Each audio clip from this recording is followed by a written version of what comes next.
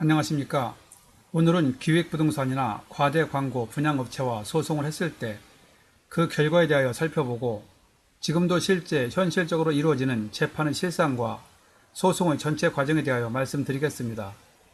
지난 주말에 절친한 군대 동기로부터 전화가 왔습니다. 통화 내용을 요약하면 같은 회사 직원이 기획부동산에 속아 1,500만 원을 손해보게 되어 소송을 하려고 하니 변호사 비용을 700만 원을 달라고 한다는 것이었습니다. 그래서 이런 상태에서 소송을 해야 하나 말아야 하나 선뜻 결정을 내리지 못하고 고민을 하고 있다는 얘기였죠. 만약에 여러분이 이런 입장이라면 어떻게 하시겠습니까? 일단 저는 나 같으면 소송을 안 하겠다고 제 생각을 말했습니다. 그 이유는 이런 경우 대개는 소송의 실익이 없기 때문이라고 했죠. 왜냐하면 이런 사안에서 피해자가 소송에 이겼다고 하더라도 100% 일방적 승수는 거의 없고 상당수는 과실 비율이 상대방과 5대5 정도로 나오기에 투자금을 전부 돌려받기는 어렵다고 했습니다. 투자금은 1,500만 원인데 재판 결과 과실 비율이 5대5라고 가정하고 득실을 따져보면 본인 과실로 750만 원 손해가 난 상태에서 기획부동산으로부터 750만 원을 돌려받아 변호사 비용 700만 원을 주고 나면 결국 피해자는 거의 남는 게 없기 때문이죠. 결론적으로 이번 투자건에서 가장 이득을 본 사람은 바로 기획부동산과 변호사입니다. 그런데 원고, 즉 피해자의 입장은 어떨까요? 다 같이 한번 생각해보죠. 피해자인 원고는 유형상 금전적으로 1,500만 원만 날렸을까요? 제가 보기에 그것은 기본입니다. 소송을 변호사에게 맡겼다고 하더라도 소송 당사자는 소송하기 전부터 마음이 편치 않은 것이 일반적이죠. 이번 건에서도 속았다는 사실을 알고 원하는 대로 합의가 안 되면 소송을 할 것인가 말 것인가 고민을 시작하죠. 그 결과 소송을 하기로 마음먹은 경우에도 본인이 직접 할 것인가 아니면 변호사를 선임할 것인가 하는 고민을 합니다. 고민은 스트레스의 시작이고 소송을 하느라 다른 일을 못하는 것 또한 기회비용 상실이고 금전적 손해이죠. 그리고 변호사를 선임하는 경우에도 누구를 선임할 것인가 또 고민을 해야 합니다. 평소 잘 아는 변호사를 선임할 것인지 아는 변호사보다는 관련 분야에 전문성이 있는 변호사를 선임할 것인지 아니면 연수원 출신 변호사를 선임할 것인지 또는 전관 예우를 노리고 간부급 출신 변호사를 선임할 것인지 등등 따져볼 게 많습니다. 다 고민거리, 스트레스죠. 그리고 선임료는 얼마를 줘야 하되나 성공 보수비는 또 얼마를 줘야 하나 하는 고민은 계속 이어집니다.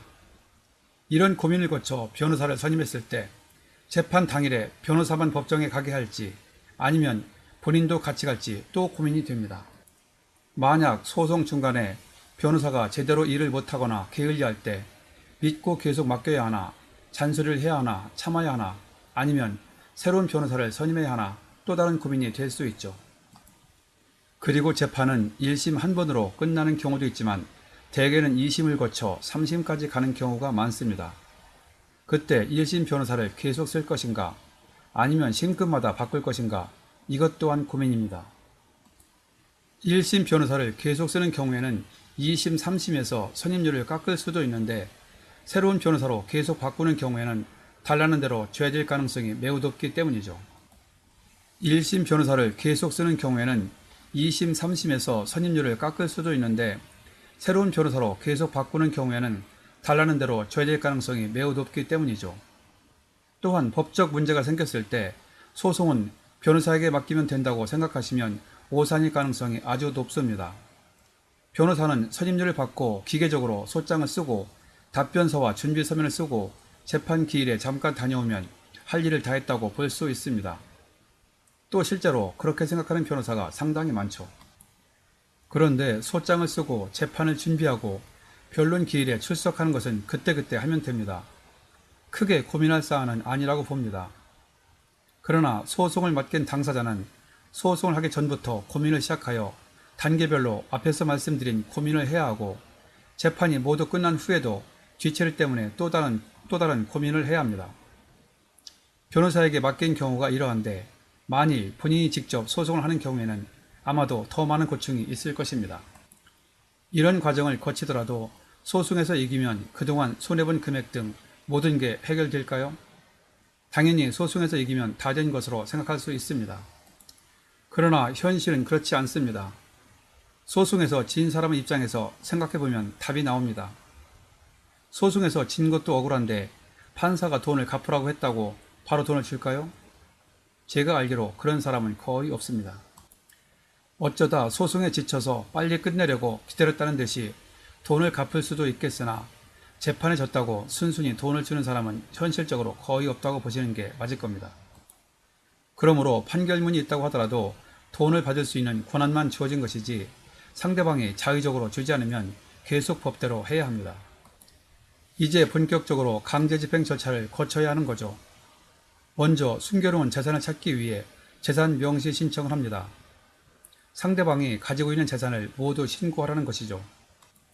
그런데 상대방은 이런 경우 대부분의 재산을 고의로 숨겼으므로 형사처벌을 감수하면서까지 제대로 신고하지 않는 경우가 많습니다. 그런 경우 재산 조회 신청을 하게 됩니다.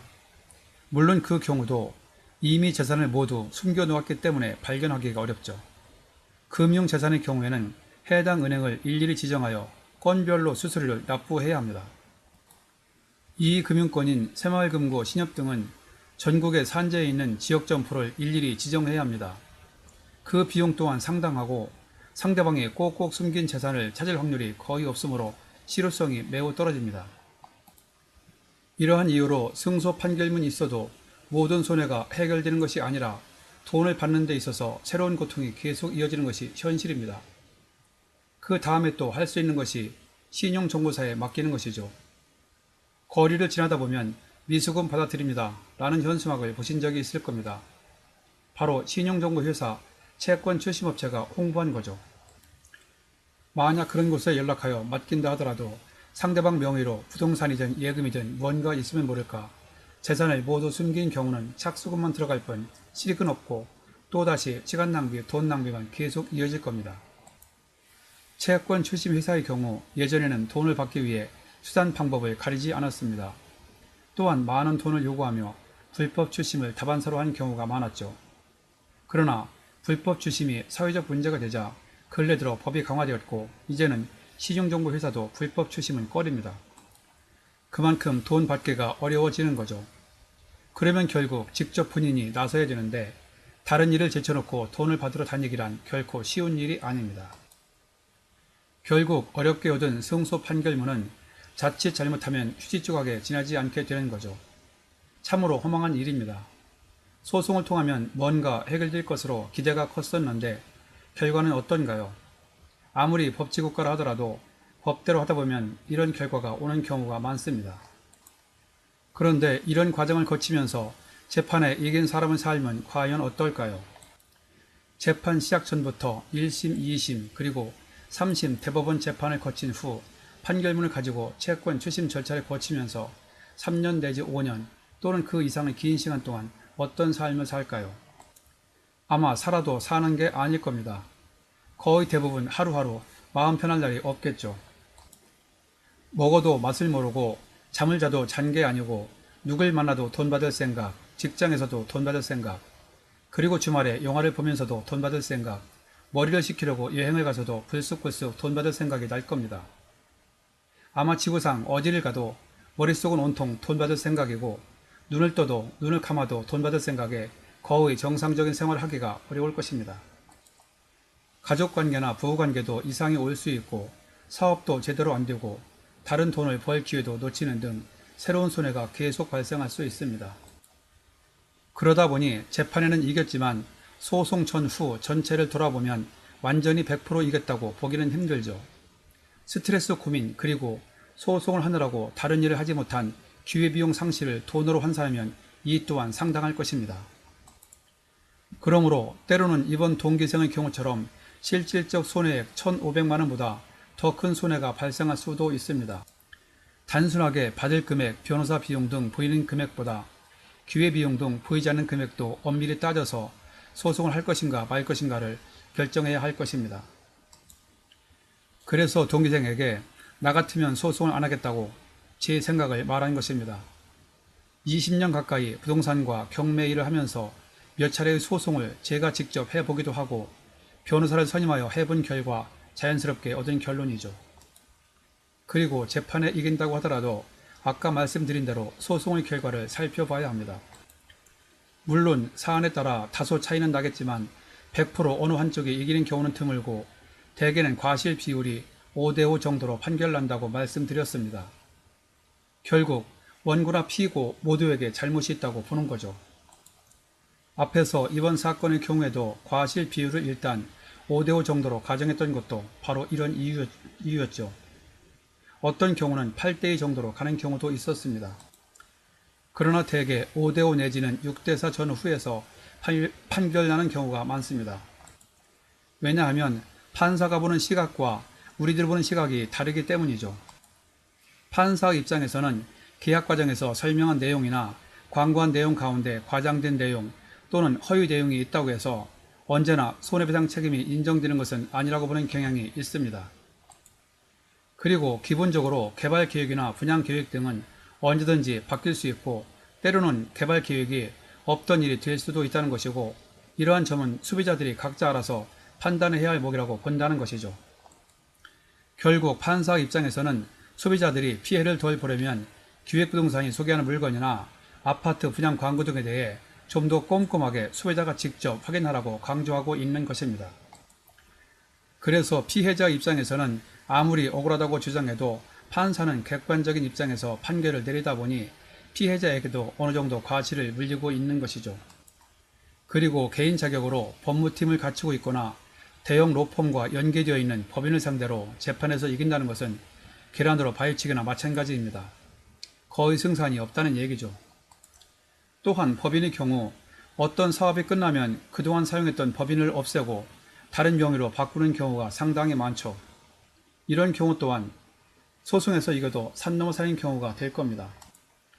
이렇게 개인이든 법인이든 차명으로 사업을 하거나 차명 계좌를 사용하며 버젓이 거래를 활보할 때는 소송에서 이긴 사람이 더 어이없는 경우가 될 수 있죠.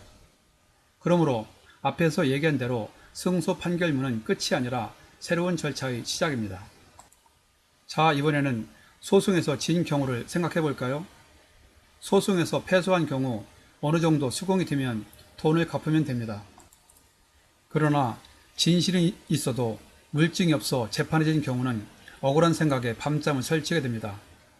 그리고 상대방으로부터 돈을 갚으라는 연락이 와도 억울한 생각 때문에 어떻게든 돈을 늦게 갚거나 아예 안 갚으려고 할 겁니다. 그러다 보면 상대방으로부터 앞에서 얘기한 각종 추심을 당하겠지요. 이런 경우는 엄청난 심적 고통에 시달리며 정상 생활을 하기가 매우 어려울 겁니다. 각종 계좌 압류, 채무 불이행자 등재 등 온갖 압박으로 인하여 아무리 억울해도 돈을 갚을 수밖에 없을 겁니다. 그래도 계속 돈을 안 갚고 버티는 경우 더 큰 문제는 상대방의 추심을 멈추지 않고 시효 연장을 하게 되면 평생 빚독촉에 시달리게 됩니다. 승소한 경우는 본인이 마음을 비우고 돈 받기를 포기하면 상황은 끝납니다. 그러나 패소한 경우는 본인이 포기한다고 끝나는 것이 아니고 승소한 상대방이 포기해야만 끝이 납니다. 그러므로 소송을 하는 경우 재판에서 이기든 지든 나중에 한참의 시간이 흐른 후 재판을 괜히 했구나 하고 후회를 할 수도 있습니다. 그래서 어찌 보면 소송은 원고, 피고 모두 패소라고 볼 수 있습니다. 아무리 맑은 하늘도 먹구름이 낀 것처럼 보이고 아무리 즐거운 일이 있어도 전혀 즐겁지 않고 늘 마음이 무거울 겁니다. 심지어 모든 것을 포기하고 지구를 떠나고 싶은 생각이 간절한 경우도 종종 있을 겁니다. 한 번 소송을 해본 사람들이 웬만하면 소송을 꺼리는 이유죠. 물론 소송이 끝나고 큰 문제 없이 서로 돈을 주고받는 경우도 있습니다. 그러나 그런 경우는 상당히 드물 것입니다. 그래서 원고이든 피고이든 소송을 한번 하고 나면 이러한 엄청난 스트레스로 인하여 머리가 빠지고 이가 빠지고 몸무게가 빠지고 그리고 위장병, 불면증 등 전에 없던 병이 생기고 건강하던 몸도 상하게 됩니다. 그러므로 이겼어도 이긴 게 아니고 진 경우는 말할 수 없는 고통이 따르는 것이 바로 소송이라고 봅니다. 정도만 다를 뿐 실질적으로 쌍방 모두 피해를 보는 것이 일반 민사소송 그리고 기획부동산이나 과대광고업체를 상대로 한 피해소송의 결과입니다. 그러므로 일단 확실한 경우가 아닌 한 소송 여부는 신중하게 판단하시기 바랍니다. 다시 한번 강조하지만 부득이 소송을 하는 경우에도 이기는 것뿐만 아니라 이긴 후 특히 강제집행까지 염두에 두고 전후 실익을 따져 현명하게 결정하시기 바랍니다. 한편 변호사나 법무사가 승소를 자신하며 소송을 하자고 권유할 때가 있습니다. 그런데 그러한 법률 전문가들은 일단 소송에서 이기면 약정이 끝났다는 이유로 후속 절차는 의뢰인이 알아서 하라고 하는 경우가 많습니다.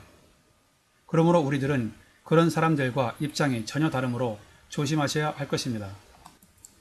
그리고 그동안 수많은 건을 처리하면서 얻은 결론은 더 많은 이익을 보려는 욕심 때문에 복잡한 건에 휘말려 고생을 하는 것보다 굳이 소송을 거치지 않고도 물건 보는 눈만 제대로 갖추고 있으면 평이한 물건 중에서도 원하는 수익을 내는 경우가 많다는 것입니다.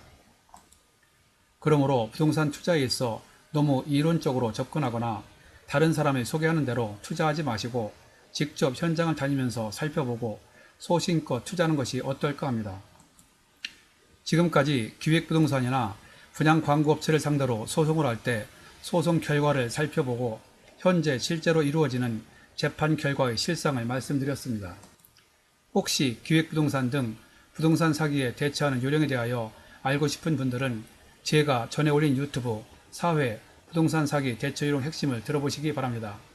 아래에 링크로 연결해 두었으니 바로 클릭하시면 편하게 보실 수 있습니다. 본 내용이 여러분에게 도움되었다고 생각되시면 아래에 있는 좋아요와 구독 버튼을 눌러주세요.